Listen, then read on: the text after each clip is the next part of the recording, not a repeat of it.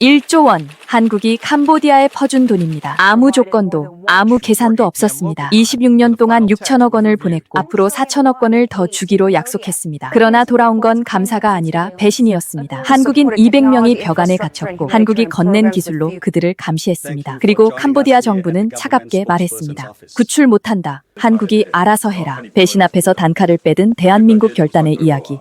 지금 시작됩니다. 지금 이야기 시작 전에 좋아요와 구독 눌러주시면 감동에 대한 라디오, 저 유소은에게 큰 힘이 됩니다. 그리고 지금 어디서 보고 계신지도 댓글로 남겨주세요. 바닥에 피가 말라 있었습니다.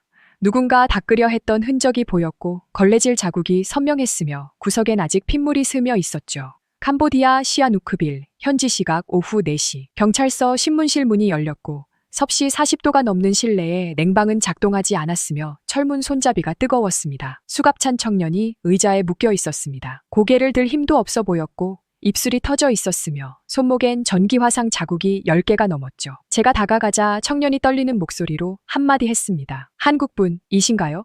저는 알렉산더 그레이입니다. 영국 출신이고 국제개발 전문가로 25년을 일했으며 유엔 산하기구에서 인신매매 조사를 담당했죠. 전쟁터도 가봤습니다. 시리아에서 난민 캠프를 봤고 아프가니스탄에서 폭격 흔적을 조사했으며 예멘에서 무너진 병원을 기록했죠. 하지만 시아누크빌은 달랐습니다. 청년의 손목을 관찰했습니다. 전기화상은 11개였고 각각의 자국이 다른 시기에 생긴 것으로 보였으며 가장 오래된 건 석 달은 된 상태였죠. 눈 밑 멍은 사흘째로 추정됐고 왼쪽 팔뚝엔 채찍 자국이 20개가 넘었으며 등에도 같은 흔적이 있을 거라 판단했습니다. 옆 의자에 또 한 명이 앉아 있었습니다. 수인복 차림이었고 상태는 첫 번째 청년보다 나았으며 하지만 손이 계속 떨리고 있었죠. 체중은 평균보다 10kg은 빠져 보였으며 영양실조 증상이 명확했습니다. 경찰관이 압수 물품을 가져왔습니다. 전기봉개, 쇠사슬 5개, 수갑 16개, 그리고 작은 수첩 항원이었죠. 수첩을 펼쳤더니 메모가 빼곡했고 날짜와 시간이 기록돼 있었으며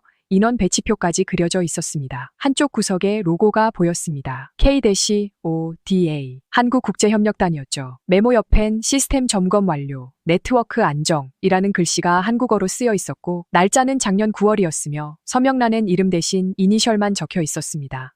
저는 경찰관에게 범죄단지 위치를 물었습니다. 차로 15분 거리라고 했고 안내를 시작했으며 오후 5시에 도착했죠. 건물이 보였습니다. 4m 높이 벽이었고 꼭대기엔 유리 조각이 3층에는 박혀 있었으며 햇빛에 반사돼 번쩍였죠. 감시탑이 6개에 설치돼 있었고 각 탑마다 경비병 2명씩 배치돼 있었으며 모두 소총을 들고 있었습니다. 건물 외벽을 따라 걸었더니 총 둘레가 300m는 됐고 창문마다 철창이 달려 있었으며 에어컨 실외기만 60대가 넘게 작동 중이었죠. 안으로 들어갈 방법을 물었습니다. 경찰관이 고개를 저었고 중국계 조직이 소유하고 있어서 영장 없이는 불가능하다고 했으며 영장 발부도 석 달째 지연 중이라고 했죠. 석 달이나 됐다는 겁니까? 제 질문에 경찰관이 말을 아꼈습니다. 저는 건물 주변을 한 바퀴 돌았습니다. 후문 쪽에 쓰레기 더미가 쌓여 있었고 그 안에서 플라스틱 식판 40개를 발견했으며 모두 같은 날짜 스티커가 붙어 있었죠. 하루 세끼 기준으로 계산하면 최소 130명이 수용된 셈이었고 청년들이 말한 200명이라는 숫자가 과장이 아니라는 걸 확인했으며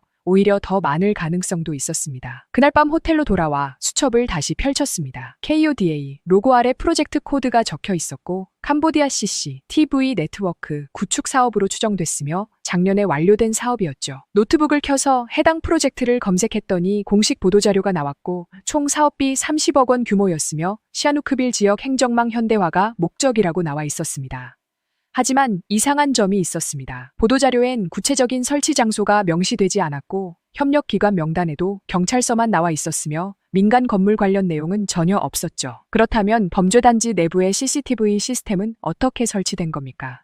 다음 날 아침 경찰서로 다시 찾아갔습니다. 청년 한 명과 재차 면담을 진행했고 건물 내부 구조에 대해 물었으며 가능한 모든 정보를 기록했죠. CCTV가 복도마다 있고 방 안에도 설치돼 있으며 화장실만 빼고 전부 감시된다는 증언을 받았습니다. 설치 시기를 물었더니 작년 9월이라고 했고 한국인 기술자 3명이 일주일 동안 작업했다는 얘기를 들었으며 당시 수용자들은 전원 다른 건물로 이동됐다고 했죠. 일주일 만에 200개 넘는 방에 감시 시스템을 설치했다는 겁니다. 이건 단순 기술 지원이 아니었고 정밀하게 계획된 작업이었으며 누군가 의도적으로 설계하고 실행한 프로젝트였죠. 저는 그날 오후 한국 대사관에 전화를 걸었습니다. 상황을 설명했고 KODA 프로젝트와의 연결 가능성을 언급했으며 긴급 조사를 요청했죠. 응답은 이틀 뒤에 왔습니다. 한국 대사관에서 답변이 왔습니다. 이메일 한 통이었고 내용은 간단했으며 해당 프로젝트는 정상적인 개발 협력 사업이라는 문장이 전부였죠. 첨부 파일로 사업 계획서가 있었고 60페이지 분량이었으며 대부분 행정용어로 채워져 있었습니다. 계획서를 읽기 시작했습니다. KODA 캄보디아 CCTV 네트워크 구축 사업 총 예산 30억 원.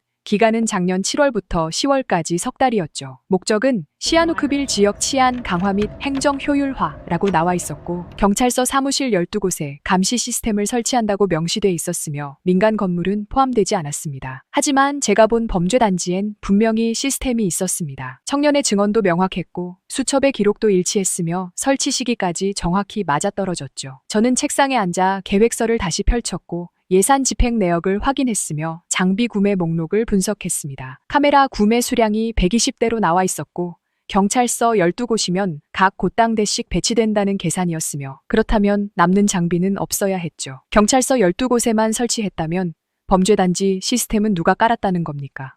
저는 현지 경찰서를 다시 찾아갔습니다. KODA 사업 담당자를 만나고 싶다고 했고 연락처를 요청했으며 경찰관이 명함 한 장을 건넸죠. 한국인 이름이었고 직함은 프로젝트 매니저였으며 이메일 주소만 적혀 있었습니다. 이메일을 보냈습니다. 신분을 밝혔고 조사 목적을 설명했으며 시아누크빌 범죄 단지와의 연관성을 물었죠.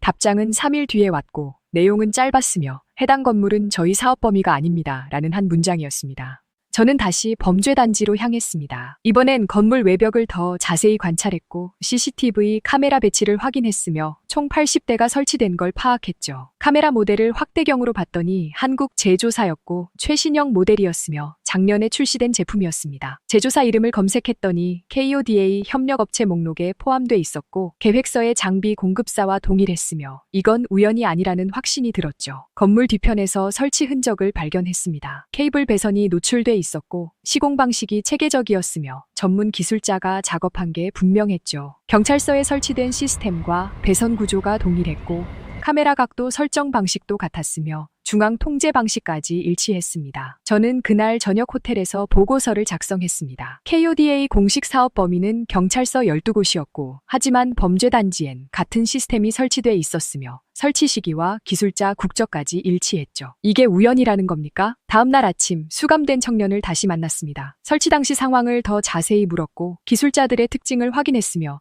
작업 과정을 재구성했죠. 3명이 왔고 모두 한국말을 했으며 일주일 동안 매일 오전 8시부터 오후 6시까지 작업했다는 증언을 받았습니다. 작업 일정을 계산했습니다. 일주일은 7일이고 하루 10시간씩 작업하면 총 70시간이며 카메라 80대를 설치하려면 대당 평균 50분이 소요됐다는 계산이 나왔죠. 이건 숙련된 전문가가 아니면 불가능한 속도였고 사전 설계가 완벽하게 돼 있어야 가능한 작업이었으며 즉흥적으로 진행된 게 아니라는 뜻이었습니다. 저는 한국으로 전화를 걸었습니다. KODA 본부에 연결을 요청했고 담당자와 통화했으며 시아누크빌 사업에 대해 물었죠. 공식 사업은 경찰서만 해당됩니다. 라는 답변이 돌아왔고 추가 질문을 하려 했지만 통화가 끊어졌으며 재차 연결을 시도했으나 받지 않았습니다. 현지 협력업체를 찾기 시작했습니다. 시공사 명단을 입수했고 총 3개 업체가 참여했으며 모두 한국계 기업이었죠. 첫 번째 업체에 연락했더니 경찰서 사업만 했다고 했고 두 번째 업체도 같은 대답이었으며 세 번째 업체는 연락이 닿지 않았습니다. 저는 경찰서로 다시 가서 시공 기록을 요청했습니다. 작년 9월 시공 일지를 확인했고 경찰서 작업은 9월 첫째 주에 완료됐으며 이후 2주 동안 기록이 비어 있었죠. 이 2주 동안 뭘 했습니까? 경찰관이 고개를 저었고 공식 기록엔 없다고 했으며 추가 작업은 없었다고 주장했습니다.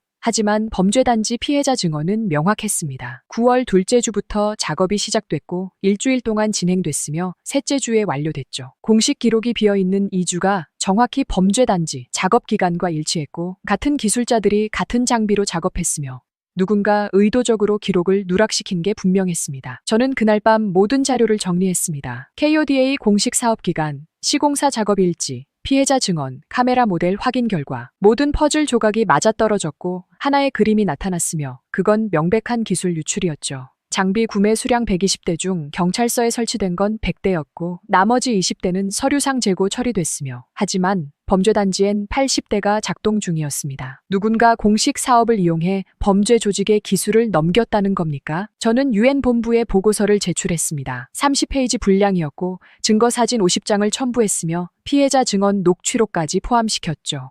수첩속 KODA 로고 옆에 또 다른 문서가 있었습니다. 경찰서에서 압수한 자료였고 A4 용지 한 장이었으며 한국어와 영어가 함께 인쇄돼 있었죠. 제목은 물식량에너지 통합시스템 기술협력 사업이었고 사업 목적은 개발도상국의 지속가능한 발전 지원이라고 나와 있었으며 하단엔 KODA 공식 로고가 찍혀 있었습니다. 저는 그 문서를 호텔 책상에 펼쳐놓고 분석하기 시작했습니다. 평화적 기술 협력을 다루는 내용이었고 인류의 공동 번영을 목표로 한다고 명시돼 있었으며 수자원 관리와 전력망 개선이 핵심 사업으로 나열돼 있었죠. 하지만 이 서류가 지금 범죄단지에서 발견됐다는 사실이 저를 혼란스럽게 만들었고 평화의 언어로 쓰인 문서가 지옥 한복판에 놓여 있었으며 이 아이러니가 무언가 중요한 단서라는 직감이 들었습니다. 문서 내용을 자세히 읽어 내려갔습니다. 사업 대상 지역이 시아누크빌 외곽 15km 반경으로 명시돼 있었고 수자원 관리시설 구축이 1차 목표였으며 전력망 개선과 통신 인프라 설치가 2차 목표로 포함돼 있었죠. 지도를 꺼내 해당 방향을 표시했더니 범죄단지가 정확히 그 구역 안에 위치했고 오차는 2km도 되지 않았으며 이건 우연이라고 보기엔 너무 정확한 일치였습니다. 저는 한국 대사관 방문을 결정했습니다. 수도 프놈펜까지 차로 4시간을 달렸고 오후 2시에 도착했으며 대사관 3층 회의실에서 경제협력 담당관을 만났죠. 30대 후반의 한국인 외교관이었고 양복 차림에 서류 가방을 들고 있었으며 얼굴엔 긴장이 역력했습니다. 악수를 나누고 자리에 앉았습니다. 저는 범죄단지 사진과 KODA 문서를 테이블 위에 펼쳤고 두 자료 사이의 연결점을 설명하기 시작했으며 외교관은 사진을 보더니 입술을 깨물었죠. 그가 서류철을 꺼내 한 장을 건넸고 저희가 파악한 현황입니다 라고 말했으며 손이 미세하게 떨리고 있었습니다. 그건 무력한 분노의 떨림이었죠. 서류를 받아 읽기 시작했습니다. 한국 정부가 캄보디아 당국에 피해자 구조를 석 달째 요청 중이라고 나와 있었고 하지만 현지 정부는 관할권 문제를 이유로 조치를 미뤘으며 중국계 자본이 개입된 사안이라 외교적 민감도가 높다는 분석이 포함돼 있었습니다. 추가 서류엔 범죄단지 소유 구조가 정리돼 있었고 홍콩 법인이 명의상 주인이었으며 실제 운영은 현지 조직이 맡고 있다고 명시돼 있었죠. 외교관이 지도를 하나 더 꺼냈습니다. 캄보디아 시아누크빌 지역 전체가 표시된 지도였고 빨간 선으로 KODA 사업 구역이 그려져 있었으며 파란 점으로 범죄단지 위치가 표시돼 있었죠. 저는 그 지도를 보는 순간 등에 소름이 돋았습니다. 빨간 선과 파란 점이 겹쳤고 KODA 인프라 구축 범위 안에 범죄단지가 정확히 들어와 있었으며 누군가 의도적으로 이 기술 협력망을 범죄의 틀에 엮었다는 증거였습니다. 저는 대사관을 나와 호텔로 돌아왔고 노트북을 켜서 한국 언론을 검색하기 시작했으며 몇 분 뒤 새로운 기사를 발견했습니다. 한국 정부 캄보디아 ODA 협력 잠정 중단 검토라는 제목이었고 외교부 대변인 논평이 인용돼 있었으며 인권 침해 우려가 있는 지역에 대한 개발 지원을 재검토하겠다는 공식 입장이 발표된 상태였죠. 기사를 읽으며 저는 한국 정부의 움직임을 이해하기 시작했습니다. 이건 단순한 철수 명령이 아니었고 외교적 경고였으며 우리 기술이 범죄에 악용된다면 협력을 중단하겠다는 분명한 메시지였죠. 추가 기사를 찾아보니 한국 국회에서 KODA 사업 전반에 대한 감사가 예정돼 있었고 야당 의원이 기술 유출 가능성을 지적했으며 정부는 일주일 내로 조사단을 파견하겠다고 답변한 상태였습니다.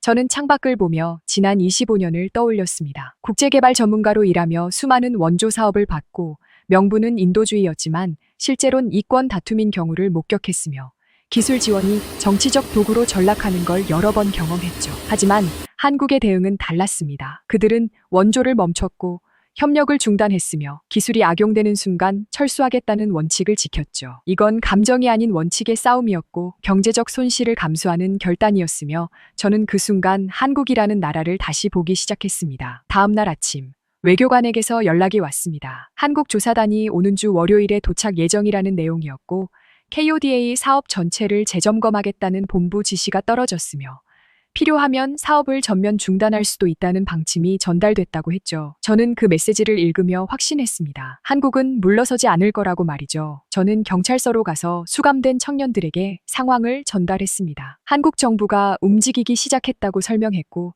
조사단이 일주일 내로 도착할 거라고 말했으며 구조 작업이 본격화될 거라고 알렸죠. 청년들의 표정이 조금 밝아졌고 한 명이 고개를 들어 저를 봤으며 정말 나갈 수 있을까요? 라고 물었습니다. 저는 고개를 끄덕였습니다. 그날 밤 보고서를 작성하며 마지막 문장을 적었습니다. 국가는 이런 결단으로 기억된다.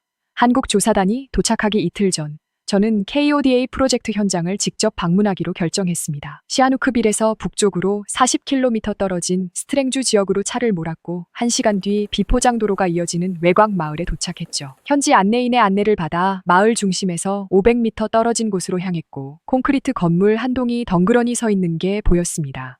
정수시설 건물 문은 잠겨 있지 않았습니다. 안으로 들어서자 먼지가 쌓여 있었고 깨진 창문 사이로 햇빛이 들어왔으며 바닥엔 장비를 설치했던 흔적이 그대로 남아 있었죠. 벽면을 따라 정수 탱크 3개가 부착돼 있었고 파이프 연결부는 녹이 슬어 있었으나 시스템 자체는 온전한 상태였습니다. 제어판을 확인했더니 전원이 꺼져 있었고 배선은 정교하게 연결돼 있었으며 전문가가 설계한 구조라는 걸 한눈에 알 수 있었죠. 제어판 옆 금속 태그를 발견했습니다. K-택 시스템 알파1이라고 새겨져 있었고 제작 연도는 작년으로 표시돼 있었으며 한국 기술진이 직접 설치했다는 증거였죠. 저는 그 태그를 손으로 만지며 생각에 잠겼습니다. 이건 버려진 장비가 아니라 남겨진 의지였고 녹슨 파이프 속에서도 그들의 철학이 흐르고 있었으며 기술자들의 땀이 이 금속에 배어 있다는 걸 느낄 수 있었습니다. 탱크 내부를 자세히 관찰했습니다. 필터 시스템이 3단계로 구성돼 있었고 각 단계마다 교체 주기가 한글과 영어로 병기돼 있었으며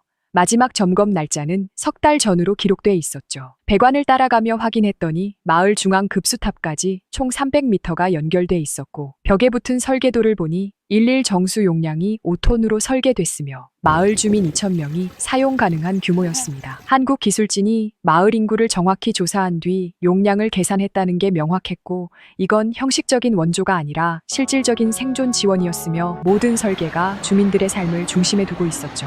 마을 이장을 만나 당시 상황을 확인했습니다. 60대 남성이었고 한국 기술진 3명이 작년 여름에 왔다는 증언을 들었으며 2주 동안 매일 아침부터 해질녘까지 작업했다고 했죠. 시스템 완성 후 한 달간은 깨끗한 물이 잘 나왔으나 어느 날 갑자기 멈췄고 그 뒤로 아무도 찾아오지 않았다는 내용이었습니다. 저는 이장에게 중단 이유를 아느냐고 물었으나 그도 모른다고 했고 단지 정부 직원이 와서 시설 사용을 금지했다는 말만 들었다고 했죠. 호텔로 돌아와 KODA 본부에 이메일을 보냈습니다. 스트랭주 정수시설 운영 중단 사유를 물었고 유지보수 계획과 재개 일정을 확인하고 싶다고 썼으며 이틀 뒤 답장을 받았죠. 현지 당국의 요청으로 일시 중단됐다는 내용이었고 재개 시기는 미정이라고 나와 있었으며 구체적인 중단 사유는 명시되지 않았습니다. 추가 문의는 현지 대사관으로 하라는 안내만 있었고 더 이상의 정보는 제공되지 않았죠. 인터넷에서 관련 자료를 검색하기 시작했습니다. 한국 방송사가 작년 8월에 제작한 다큐멘터리 영상을 발견했고 캄보디아 KODA 사업을 다룬 30분짜리 프로그램이었으며 즉시 재생했죠. 영상엔 한국 기술진 3명이 정수시설을 설치하는 장면이 담겨 있었고 땀을 흘리며 파이프를 연결하고 제어판을 점검하는 모습이 나왔으며 작업 중간중간 인터뷰가 삽입돼 있었습니다. 한 기술자가 카메라를 향해 말하는 장면에서 저는 화면을 멈췄습니다. 30대 후반으로 보이는 남성이었고 작업복이 땀에 젖어 있었으며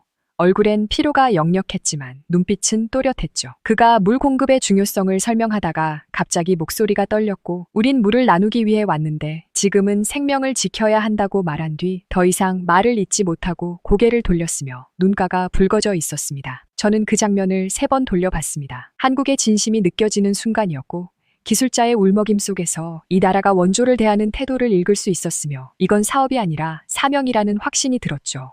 이틀 뒤 캄보디아 당국으로부터 공문을 받았습니다. KODA 관련 취재 활동이 제한된다는 내용이었고 추가 인터뷰는 사전 승인을 받아야 하며 승인 절차는 최소 2주가 소요된다고 명시돼 있었죠. 저는 그 공문을 읽으며 현지 정부의 의도를 파악했습니다. 진실을 두려워하는 권력이 작동하고 있었고 한국 기술 유출 문제를 덮으려는 시도가 명백했으며 이 비협조적 태도가 오히려 의혹을 더 키우고 있었죠. 다음 날 한국 대사관에서 긴급 연락이 왔습니다. 한국 정부가 중요 발표를 준비 중이라는 내용이었고 서울에서 기자회견이 예정됐으며 캄보디아 과학기술 ODA 사업 전면 재검토를 선언할 예정이라고 했죠. 저는 새벽에 한국 외교부 홈페이지에 접속해 발표문이 올라오길 기다렸고 오전 10시에 공식 문서가 게시됐습니다. 발표문 제목은 캄보디아 과학기술 ODA 중단 및 안전대책 수립이었습니다. 인권 침해 우려가 있는 지역에 대한 기술 지원을 즉시 중단한다고 명시됐고 기존 설치 시스템 전체에 대한 전수조사를 실시하겠다고 발표됐으며 피해자 구조를 위한 외교적 노력을 강화하고 필요시 국제기구와 공조하겠다는 방침이 포함돼 있었죠. 추가로 기술 유출 방지를 위한 관리 체계를 전면 재정비하겠다는 약속이 담겨 있었고 향후 모든 ODA 사업의 인권 점검 절차를 의무화하겠다는 내용까지 들어가 있었습니다. 저는 발표문을 읽으며 세계가 놀랐을 거라고 확신했습니다. 이건 원조국의 결정이 아니라 지도국의 결단이었고 경제적 손실을 감수하며 원칙을 지키는 태도였으며 한국이 기술로 정의를 실천한다는 걸 증명한 순간이었죠. 25년 국제개발 경력 동안 이런 결정을 본 적이 없었고 대부분의 원조국은 문제가 발생해도 사업을 유지하며 조용히 넘어갔으며 한국만이 다른 길을 선택했습니다. 창밖으로 시아누크빌의 하늘을 바라봤습니다. 어둠은 길지 않을 거라는 생각이 들었고 한국의 기술이 방패가 되어 움직이고 있었으며 그들의 정의는 냉철했지만 확고했죠. 저는 처음으로 강한 나라의 의미를 이해하기 시작했습니다. 한국 정부의 ODA 중단 발표가 나간 지 사흘 뒤 캄보디아 정부가 공식 성명을 발표했습니다. 외교부 대변인이 기자회견을 열었고 한국의 일방적 결정은 내정 간섭에 해당한다고 비판했으며 범죄 단지 문제를 과장해 양국 관계를 훼손하고 있다는 입장을 밝혔죠. 성명서엔 한국이 과민 반응을 보이며 외교적 결례를 범했다는 문구가 포함돼 있었고 즉각적인 사업 재개를 요구한다는 내용이 담겨 있었으며 국제사회의 중재를 요청하겠다는 방침까지 언급됐습니다. 현지 언론이 일제히 움직이기 시작했습니다. 캄보디아 주요 일간지 세 곳이 같은 날 비슷한 논조의 기사를 냈고 한국이 범죄 단지 규모를 부풀렸다는 주장이 헤드라인을 장식했으며 실제 피해자는 20명 수준이라는 익명의 정부 관계자 발언이 인용됐죠. 저는 그 기사를 읽으며 분노했습니다. 제가 직접 본 피해자는 200명이 넘었고 압수된 식판 숫자만으로도 130명 이상이 확인됐으며 이건 명백한 사실 왜곡이었죠. 일주일 뒤 UN 지역안보회의가 태국 방콕에서 열렸습니다. 저는 참관인 자격으로 참석했고 캄보디아 인신매매 사안이 안건에 포함됐으며 각국 대표들의 발언을 들을 수 있었죠. 서방 국가대표 5명이 차례로 발언했고 대부분 신중한 접근이 필요하다는 입장이었으며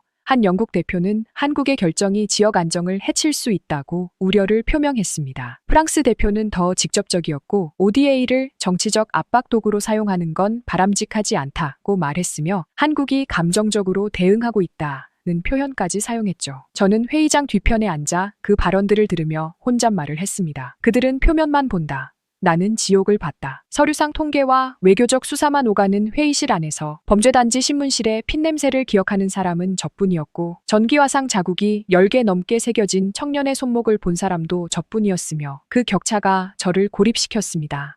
국제 언론도 비슷한 논조로 흘러갔습니다. 뉴욕타임스가 한국의 ODA 중단, 외교적 논란 가중이라는 제목의 기사를 냈고 워싱턴 포스트는 인도주의와 외교 사이, 한국의 딜레마라는 분석 기사를 실었으며 BBC는 한국 결정에 대한 국제사회 우려를 다룬 리포트를 방송했죠. 저는 호텔방에서 그 기사들을 하나씩 읽어 내려갔고 대부분 한국의 결정을 논란, 갈등, 과잉 대응으로 프레임화하고 있었으며 범죄단지 피해자들의 목소리는 기사 어디에도 없었습니다.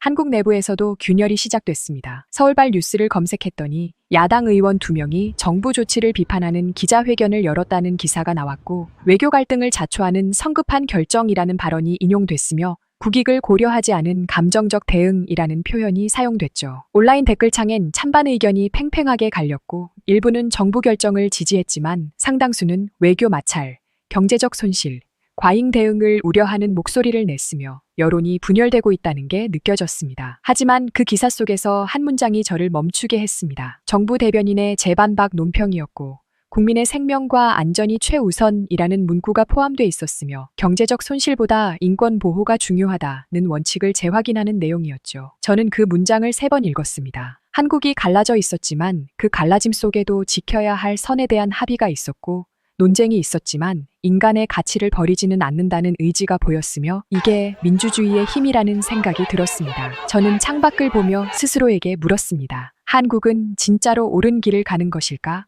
25년 동안 쌓아온 국제개발 전문가로서의 이성이 말했습니다. 외교는 균형이고 원조는 관계의 도구이며 일방적 중단은 위험하다고 말이죠. 하지만 시아누크빌 신문실에서 본 청년의 눈빛이 계속 떠올랐고 전기 화상 자국이 10개 넘게 새겨진 손목이 기억났으며 그 기억이 제 이성과 충돌했습니다. 며칠 동안 저는 보고서를 쓰지 못했습니다. 키보드 앞에 앉아 있었지만 손가락이 움직이지 않았고 팩트는 정리됐지만 결론을 내릴 수 없었으며 제 안에서 군사적 이성과 인도주의 양심이 싸우고 있었죠. 중립을 지키려 했지만 이 상황에서 중립이란 게 가능한가 하는 의문이 들었고 어쩌면 중립은 비겁함의 다른 이름일 수도 있다는 생각이 스쳤으며 그 생각이 저를 불편하게 만들었습니다. 일주일 뒤 한국 대사관에서 연락이 왔습니다. 한국 조사단이 최종 보고서를 완성했다는 내용이었고 범죄단지와 KODA 사업 간 직접적 연결고리는 발견되지 않았지만 기술 유출 가능성은 배제할 수 없다는 결론이 나왔으며 사업 재개는 안전장치 마련 후 재검토하겠다는 방침이 확정됐죠. 저는 그 보고서를 읽으며 깨달았습니다. 한국의 결단은 완벽한 증거가 있어서 나온 게 아니라 의심만으로도 멈출 수 있는 용기에서 나왔다는 걸 말이죠. 저는 노트북을 열고 다시 보고서 작성을 시작했습니다. 첫 문장을 이렇게 적었습니다. 정의는 언제나 의심받는다. 하지만 그 의심이야말로 정의가 진짜임을 증명한다. 한국 정부의 ODA 중단 발표 2주 뒤 캄보디아 경찰이 범죄단지 급습 작전을 실행했습니다. 한국 대사관의 지속적인 압박과 국제사회의 관심이 현지 당국을 움직였고 새벽 5시에 특공대 60명이 투입됐으며 저는 현장 200m 밖에서 작전을 지켜봤죠. 총성이 3번 울렸고 20분 뒤 건물 정문이 열렸으며 수인복 입은 사람들이 하나둘 밖으로 나오기 시작했습니다. 총 32명이 구출됐습니다. 모두 한국인이었고 나이는 20대 초반부터 30대 후반까지 분포돼 있었으며 대부분 심각한 영양실조 상태였죠. 구급차 5대가 대기하고 있었고 의료진이 즉시 응급처치를 시작했으며 중증 환자 10명은 프놈펜 종합병원으로 후송됐습니다. 저는 구출 현장에서 청년 한 명과 눈이 마주쳤고 그의 눈빛이 3달 전 경찰서에서 본 것과 달랐으며 절망 대신 안도가 담겨 있었죠. 한국 대사관 앞에 임시 쉼터가 설치됐습니다. 대사관 측이 인근 호텔 2층 전체를 임대했고 침대 40개를 배치했으며 샤워 시설과 식사 공간을 마련했죠. 이틀 뒤 한국에서 의료지원팀이 도착했습니다. 의사 5명, 간호사 8명, 심리상담사 3명으로 구성된 팀이었고 대한적 십자사에서 파견한 봉사단이었으며 일주일 일정으로 피해자 치료와 상담을 진행하기로 했죠. 의료지원팀이 쉼터에 도착한 날 저도 함께 방문했습니다. 의료진이 간이 진료실을 설치하고 있었고 장비를 꺼내 정리하고 있었으며 한 의사가 피해자 한 명의 손목 화상을 소독하고 있었죠. 그 의사는 50대 초반으로 보였고 20분 동안 한 환자의 상처를 정성스럽게 치료했으며 치료 후 환자의 어깨를 토닥이며 무언가 말을 건넸습니다. 저는 나중에 그 의사와 짧은 대화를 나눴고 여기 오게 된 이유가 뭐냐고 물었으며 그는 우린 총이 아닌 의술로 국가의 책임을 다한다고 답했죠. 일주일 동안 의료진은 쉼터를 떠나지 않았습니다. 매일 아침 8시부터 밤 10시까지 진료가 이어졌고 신체 치료뿐 아니라 심리 상담도 병행됐으며 한 간호사는 밤새 악몽에 시달리는 환자 옆을 지키기도 했죠. 저는 그 모습을 보며 군 의무병 시절을 떠올렸습니다. 전선에서 부상자를 치료하던 군의관들이 있었고 총알이 날아오는 와중에도 멈추지 않던 손길이 있었으며 그때도 지금도 의료진의 눈빛은 같았죠. 국제 언론의 논조가 바뀌기 시작했습니다. 구조작전 이틀 뒤 현지 캄보디아 신문이 한국 의료지원팀을 다룬 기사를 냈고 K구조팀, 피해자 치료의 헌신이라는 제목이 실렸으며 사진에는 의료진이 환자를 돌보는 장면이 담겼죠. 사흘 뒤엔 CNN이 15초짜리 영상 클립을 방송했고 한국 자국민 구조의 신속 대응이라는 자막과 함께 쉼터 현장이 소개됐으며 BBC도 휴머니티 인 액션, 한국의 인도주의적 개입이라는 제목으로 3분짜리 리포트를 내보냈습니다. UN 회의장 분위기도 달라졌습니다. 2주 전 방콕 회의에서 한국을 비판하던 서방 대표들이 이번엔 침묵했고 프랑스 대표는 한국의 신속한 대응을 주목한다는 발언을 했으며 영국 대표도 구조작전의 성공을 환영한다는 입장을 밝혔죠. 저는 회의장 뒤편에 앉아 그 변화를 지켜봤고 2주 전 냉소적이던 분위기가 사라졌으며 한국이라는 나라를 다시 보기 시작하는 시선들을 느낄 수 있었습니다. 저는 그 순간 깨달았습니다. 이건 정치가 아니었고 외교 전략도 아니었으며 이건 국가가 국민에게 지는 책임이었죠. 한국은 말로만 인권을 외친 게 아니라 실제로 움직였고 ODA를 중단하는 결단을 내렸으며 구조 후엔 의료진까지 파견해 끝까지 책임졌습니다. 제 안에서 무언가 바뀌고 있었고 25년 동안 지켜온 중립적 분석가의 자세가 흔들렸으며 이 이야기를 세계에 알려야 한다는 사명감이 싹트기 시작했죠.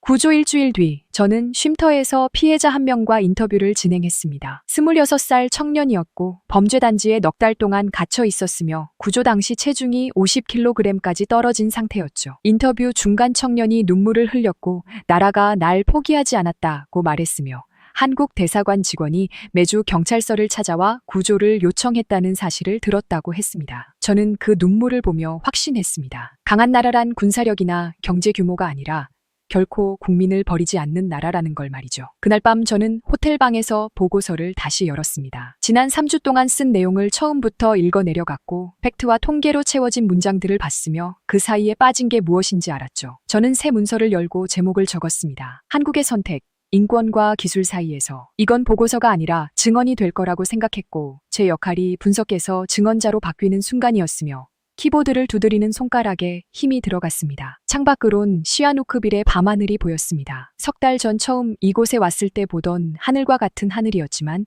제 눈엔 다르게 보였고 어둠 속에서도 별이 빛나고 있었으며 작은 기적들이 조용히 일어나고 있었죠. 저는 그날 처음으로 한국의 국기가 희망처럼 보인다고 느꼈습니다. 구조작전 11일 뒤 한국 의료지원팀 숙소에서 사건이 발생했습니다. 현지 시각 새벽 2시.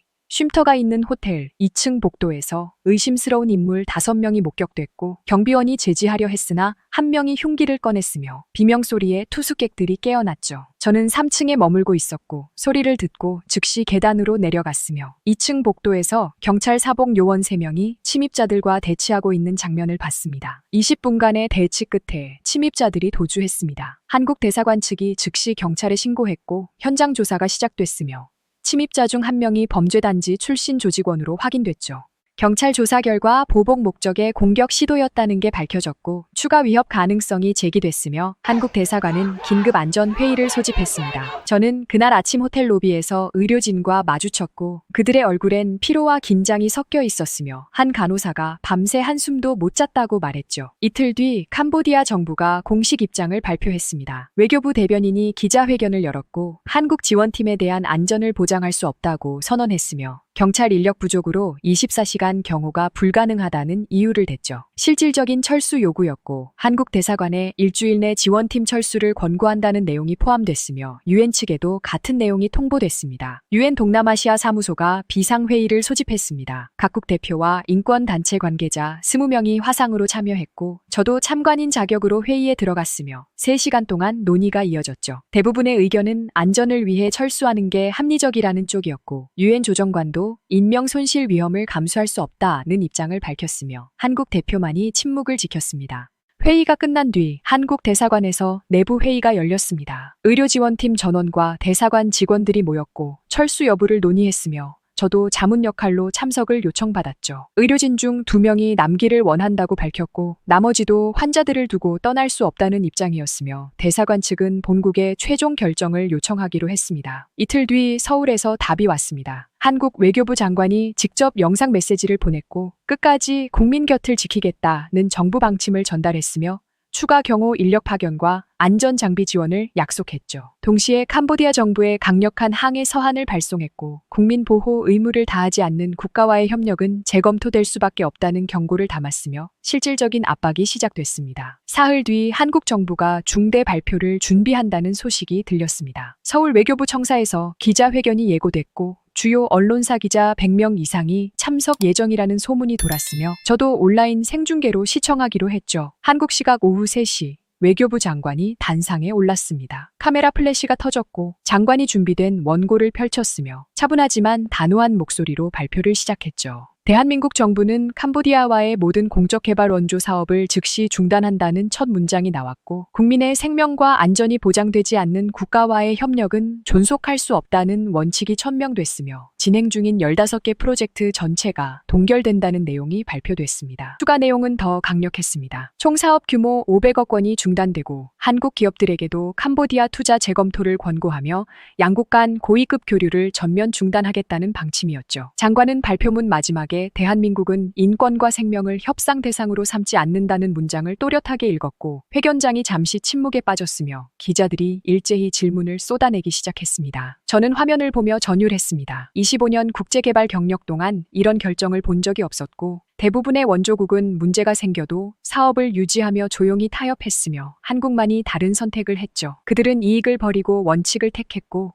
500억 원이라는 경제적 손실을 감수하며 국민 보호를 최우선에 뒀으며 이게 국가의 영혼이라는 생각이 들었습니다. 다음 날 국제 언론이 일제히 보도했습니다. CNN이 한국 인권 우선 외교로 ODA 전면 중단이라는 속보를 냈고 BBC는 도덕적 외교의 새 기준이라는 제목으로 분석 기사를 실었으며 뉴욕타임스는 일면에 국가는 이익이 아니라 의지로 존재한다는 한국 외교부 대변인 발언을 인용했죠. 소셜미디어에서 해시태그 스탠드 위드 코리아가 트렌드에 올랐습니다. 전 세계 네티즌들이 한국의 결정을 지지하는 글을 올렸고 하루 만에 60만 건이 넘는 게시물이 쏟아졌으며 각국 인권단체들도 성명을 통해 한국 정부의 용기를 높이 평가했습니다. 일주일 뒤 UN 인권이사회가 긴급 회의를 열었습니다. 한국 대표가 캄보디아 인신매매 사안을 공식 안건으로 상정했고 증거 자료를 제출하며 국제사회의 관심을 촉구했으며 발표가 끝나자 회의장에 기립 박수가 터져 나왔죠. 저는 회의장 뒤편에 서서 그 장면을 지켜봤고 2주 전 냉소적이던 서방 대표들이 박수를 치고 있었으며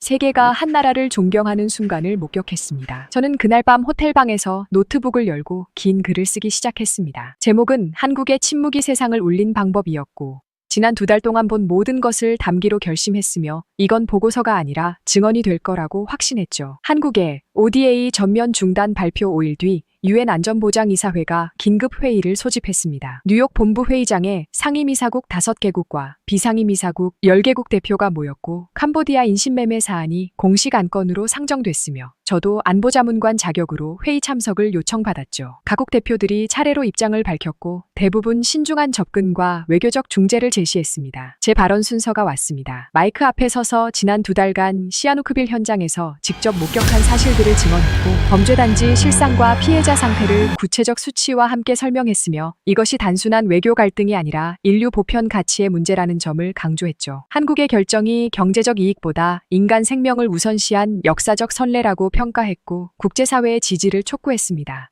회의장이 조용해졌습니다. 제 발언이 끝난 뒤 30초 동안 아무도 말하지 않았고 프랑스 대표는 고개를 숙인 채 메모를 적었으며 영국 대표는 안경을 벗어 천천히 닦았죠. 미국 대표가 태블릿 화면을 응시하고 있었고 독일 대표는 동료와 짧은 속삭임을 나눴으며 회의장 전체에 무거운 침묵이 흘렀습니다. 저는 그 침묵의 의미를 이해했고 한 나라의 도덕적 결단이 회의장 전체를 압도하고 있었으며 이것이 한국의 승리라는 확신이 들었습니다. 사흘 뒤 캄보디아 정부의 태도가 급변했습니다. 유럽연합이 특혜 관세 재검토를 발표했고 일본과 호주도 원조 사업 점검에 착수했으며 세계은행이 신규 대출 심사를 보류했죠. 국제통화기금도 캄보디아 경제 전망을 하향 조정했고 외국인 직접 투자가 전월 대비 40% 감소했으며 환율이 불안정해지기 시작했습니다. 경제적 압박이 본격화되자 캄보디아 내무장관이 긴급 기자회견을 열었고 공식 사과와 함께 범죄단지 전면 소탕 계획을 발표했으며 일주일 내 피해자 전원 구조 방침을 천명했습니다. 한국 대사관에서 긴급 연락이 왔습니다. 캄보디아 경찰이 남은 범죄단지 3곳 동시 급습 작전을 계획 중이라는 내용이었고 한국 특수구조팀이 기술 자문으로 파견되며 저도 UN 참관인 자격으로 현장 동행을 요청받았죠. 2주간의 준비 기간 동안 캄보디아 경찰 특공대 150명과 한국 구조팀 12명이 합동 훈련을 실시했고 건물 진입 시뮬레이션을 50회 이상 반복했으며 피해자 안전 확보 절차를 정교하게 다듬었습니다. 작전일 새벽 4시, 세 팀이 동시에 움직였습니다. 저는 지휘본부에서 무전으로 상황을 청취했고 총 2시간 40분 만에 작전이 완료됐으며 첫 번째 거점에서 47명, 두 번째에선 32명, 세 번째에선 56명이 구출됐죠. 총 135명이 안전하게 보호됐습니다. 작전 종료 후 현장으로 이동했습니다. 구출된 피해자들이 공터에 모여 있었고 한국 구조팀원들이 담요와 물을 나눠주고 있었으며 한 청년이 구조팀원 어깨에 태극기 패치를 보고 무릎을 꿇었죠. 눈물을 흘리며 패치를 만졌고 다른 피해자들도 하나둘 울기 시작했으며 저는 그 광경을 카메라에 담으며 이것이 국가의 진짜 힘이라는 걸 확인했습니다. 국제 언론이 대대적으로 보도했습니다. CNN이 이익보다 명예를 선택한 나라라는 30분짜리 다큐멘터리를 제작했고 BBC는 인간 존엄성의 새 기준이라는 프라임타임 리포트를 방송했으며 뉴욕타임스는 일면 사설로 한국 모델을 제시했죠. 경제적 이익과 인권 보호가 충돌할 때 후자를 선택한 최초의 명확한 사례로 한국을 지목했고 향후 국제 원조의 새로운 기준이 될 것이라 전망했으며 다른 선진국들도 한국의 선례를 참고해야 한다고 주장했습니다. 르몽드는 정의의 깃발은 천천히 올라갔다. 총성 없이 라는 칼럼을 실었고 한국의 도덕적 용기를 21세기 인권 외교의 전환점으로 평가했습니다. 저는 호텔방에서 그 모든 기사를 읽어 내려갔습니다. 25년 국제개발 전문가로 일하며 수많은 원조 사업을 받고 인권을 명분으로 내세우는 나라들을 많이 목격했지만 실제로 경제적 손실을 감수하며 원칙을 지킨 나라는 처음 봤죠. 한국이 군사력이나 경제 규모가 아닌 도덕적 결단으로 세계를 움직였고 500억 원이라는 금액과 외교적 마찰을 감수하며 국민 보호를 최우선에 뒀으며 이것이 진짜 강한 나라의 모습이었습니다. 마지막 보고서 작성을 시작했습니다. 제목은 한국의 선택, 이익에서 명예로였고 60페이지 분량으로 구성하기로 했으며 첫 페이지에 두 문장을 적었죠. 나는 한국을 분석하러 왔다. 그러나 결국 그들을 존경하게 되었다. 창밖으로 시아누크빌의 저녁 하늘이 보였습니다. 석 달 전 이곳에 처음 도착했을 때와 같은 하늘이었지만 제 눈엔 완전히 다르게 보였고 어둠이 걷히고 있었으며 정의가 천천히 승리하고 있었죠. 저는 그날 처음으로 태극기를 보며 고개를 숙였고 25년 동안 어떤 국기에도 경례하지 않았던 제가 한국의 깃발 앞에서 존경의 마음을 표했으며 그것이 자연스럽고 부끄럽지 않았습니다. 전원구조 작전 2주 뒤 서울에서 국제개발협력 포럼이 개최됐습니다. 60개국 대표와 국제기구 관계자 200명이 참석했고 한국 대통령이 기조연설을 하기로 예정됐으며 저도 초청을 받아 서울로 향했죠. 퀘스 그랜드볼룸에 각국 대표들이 자리를 채웠고 오전 10시 정각에 대통령이 단상에 올랐으며 장내가 조용해졌습니다. 연설은 20분간 진행됐습니다. 한국이 그동안 추진해온 개발협력 사업을 되돌아봤고 기술과 자본만으로는 진정한 협력이 될 수 없다는 성찰을 밝혔으며 새로운 비전을 제시했죠. K-리스펙트 모델이라는 이름의 인권 기반 협력 정책이었고 모든 ODA 사업의 인권 점검 절차를 의무화한다는 내용이었으며 수원국의 인권 상황이 개선되지 않으면 사업을 중단할 수 있다는 원칙이 포함됐습니다. 추가로 기술 유출 방지 체계를 강화하고 사업 전 과정의 투명성을 확보하며 피해자 구조를 최우선 과제로 삼겠다는 방침이 천명됐죠. 연설이 끝나자 기립박수가 터져 나왔습니다. 일본 대표가 먼저 일어났고 호주와 독일 대표가 따랐으며 곧 전체 참석자가 일어나 박수를 보냈죠. 저는 뒷자리에 앉아 그 장면을 지켜봤고 한 나라의 철학이 정책이 되는 순간을 목격했으며 이것이 역사가 바뀌는 방식이라는 걸 깨달았습니다. 포럼 이틀째 후속 발표들이 이어졌습니다. 일본 외무성 장관이 자국의 ODA 사업에도 인권 점검 절차를 도입하겠다고 발표했고 호주 대표는 범죄 조직 연루 의혹이 있는 지역에 대한 지원 중단 방침을 밝혔으며 유럽연합 대표는 회원국 전체에 유사한 가이드라인을 권고하겠다고 선언했죠. 캐나다와 뉴질랜드도 동참 의사를 표명했고 북유럽 3개국이 공동 성명을 발표했으며 국제사회가 한국 모델을 새로운 표준으로 받아들이기 시작했습니다.